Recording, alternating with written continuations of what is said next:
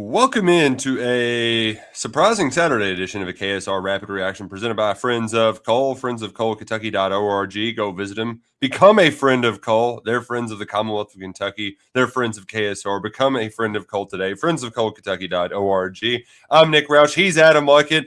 And we had two pieces of news today. And two new additions. Two big additions. Quite literally, not just metaphorically.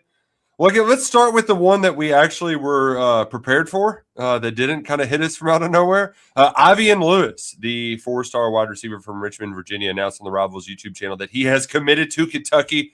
Mr. Luckett, what do you like about Ivian Lewis's game? Yeah, I think you just look at him, 6'2", receiver. I think he's got obviously X boundary potential.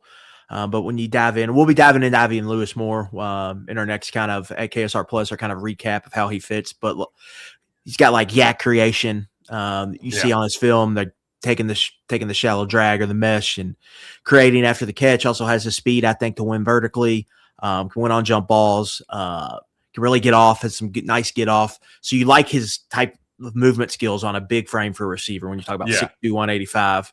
So like he's that big receiver that you can play outside, but also feel like you can move around. And potentially I think you would project him as a guy who could become a legitimate number one receiver in a college football offense, in like a SEC offense, not just college football. Yeah, that acceleration he has is something you don't necessarily expect from someone of his size. Like you see, all right, 6'2", wide receiver. Obviously, he can high point a football, but that's the part that kind of jumped out to me was that he has some acceleration too to really get away from defenders. Potential wide receiver one, the first wide receiver in the class, Will Stein. He wants to feed the studs. Well, you got to have some playmakers, and now Jake Narot's got one to throw the football to. I know he was incredibly hyped. Ivian Lewis shouted him out too in his commitment ceremony. Correct? Yeah, Josh Newberry actually asked him about Jake Narot and just said, that's my boy. Really, the bigger takeaway for me, Nick, was just it was an emotional announcement for Lewis.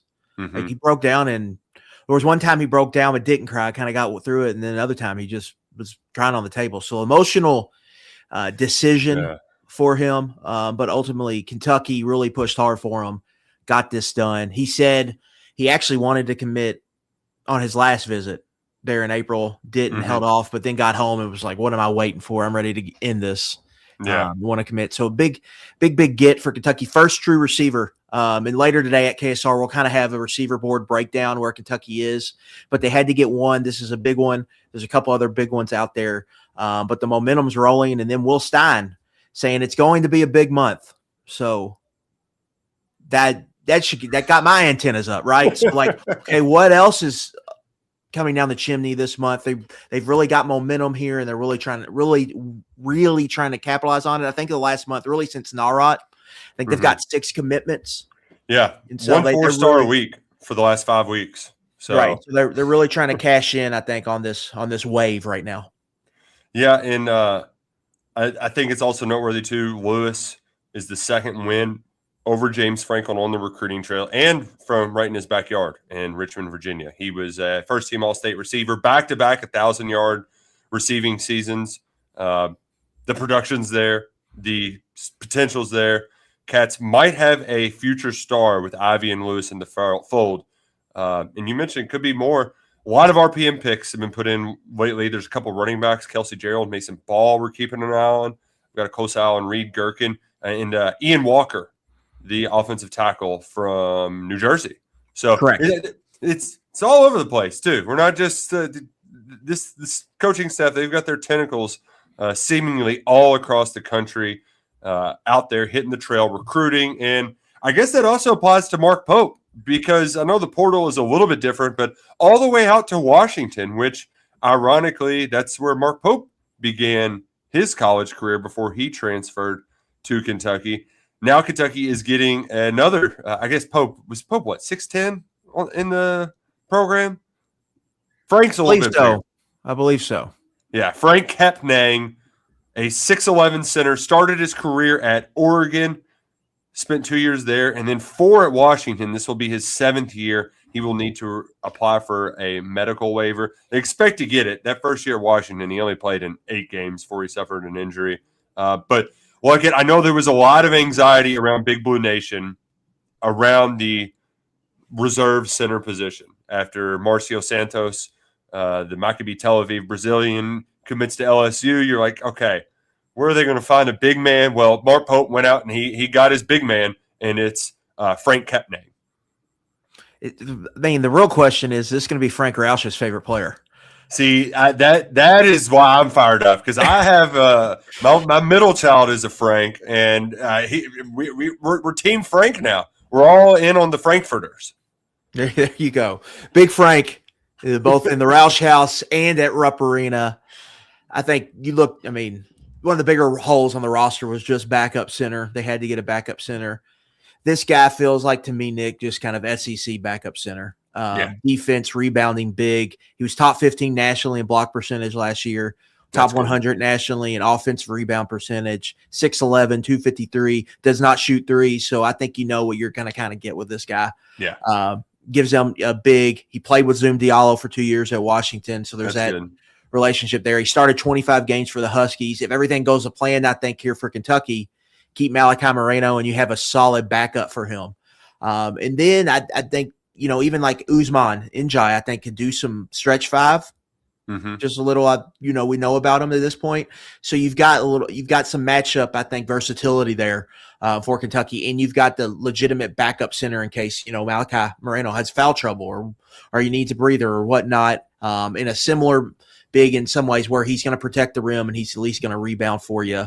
Played in the Big Ten, was serviceable in the Big Ten. You got to think he'll be serviceable here. You're not going to ask him to be a star, but you're going to ask him to fill a role, and he's proven that he can fill that. So I think on paper, it's an addition that makes sense. Good backup 5-man who's played a lot of basketball. Yeah, and my Washington basketball Rorschach test just goes back to those Lorenzo Romar teams that had awesome players but just stunk. So it's admittedly my blinders are up to Husky basketball, but I do like the point that you made about the relationship with Zoom Diallo. There is going to be some comfortability there now that he's making that trip across the country. And also just like, hey, having old guys, right? Like this is college basketball has become an old man's league. I know the freshmen were great last year, but you take the experience 9 times out of 10 over the inexperience. He's been in the Big Ten. He knows how the big boys bang in the paint. He'll be ready to rock and roll. And it also is giving Big Blue Nation a sort of exhale because the roster build is not completely done, I would imagine. There's one big Milan Momcilovic still out there, and you're waiting NBA draft decisions and whatnot. But for the most part, like now you're like, okay, we kind of know what we got. All right, we can look forward. We don't have to be sweating. We don't have to be talking about another Mark Pope whiff. And so I think that is good. And here is a hot take that I don't know. Some people don't like my basketball hot takes like it. They might like this one, though. I kind of love what Kentucky's done with their portal commitments in this class. It is so kind of 1984, right? There's like this it's very futuristic, seems bad, but they are sponsoring all of these commitments with the State Farm, or is it State Farm or Kentucky Farm Bureau? Kentucky Farm Bureau. There we go. I just know the big on commitment because I think it's hilarious. But credit to them because this is a world where you have, if the kid's going to commit, like it's very rarely a secret anymore. They're keeping this a secret until they announce it, and they're the ones breaking it. It's not Joe Tipton. It's not Hayes Fawcett. It's not Jeff Goodman. It's not Jack Pilgrim. Kentucky is monetized commitments. And when that matters, like when you have to monetize everything, like, you know what? Scrooge McDuck, go count those stacks. Get that big on commitment. So it's a little weird. It took me a second to get used to, but actually, like, you know what? If you gotta squeeze every dollar you can to make it work, squeeze away, get big on commitment, and announce it the way you gotta announce it. And this literal big on commitment, literal big guy, very big guy on commitment. So I think Kentucky basketball, like both sides, football checks the box. They had to get receiver. They're not done at receiver, but it continues this kind of positive wave. Basketball, like it addresses a need, and now the only thing really left now, Nick, it feels like the wing. Like what are they're doing at the 3 spot? Can they get the big fish, Milan Momcilovic? Can they get him out of the draft and into a Kentucky jersey? That is what everyone's watching right now. Barbershop sources, they're buzzing. They're saying Milan to Kentucky. So I hope they're right. You know, I don't have to go to the barbershop often, but Momcilovic can be your 3, but he also has that 4 versatility. Yeah. He changes everything. Yeah, because I mean, it's the best shooter in the country. Walks out of bed and shoots 50% from 3.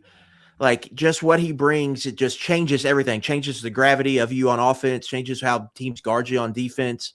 And then if you have 2 downhill guards like we think Zoom Diallo and Alex Wilkins can be, it just gives them some more room to operate. And then you have the depth, and we'll see what they can do with it. But that's the one thing they're missing.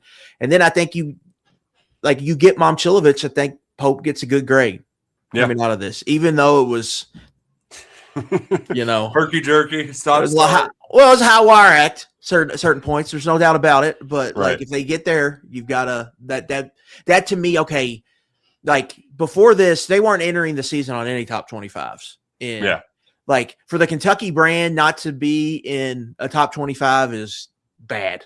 Yeah, like because it's such brand name. Like you're just getting it. It's just like Alabama. It's just like okay, in football, I'm just going to put them in the top 25. Where this one now, I don't know if they won't be a top 10 team, but you could see a path where they can make some noise if they can get it done. So they've got all the pieces in place. You got to keep Moreno, see if you can get Momcilovic, or see if another, a big time wing emerges.